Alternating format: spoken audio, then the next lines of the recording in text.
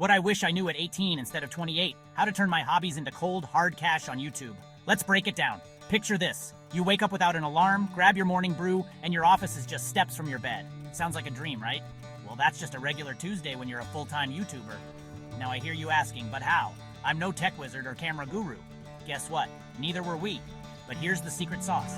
Consistency, knowing your audience, and a dash of SEO magic.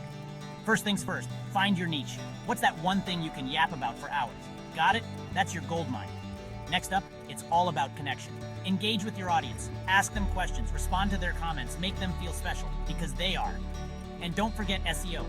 Keywords are your new best friends. Use them wisely in your titles, descriptions, and tags. It's like planting seeds that blossom into massive view trees. Sounds simple enough, right? It really is. But remember, it takes dedication and a splash of your unique personality.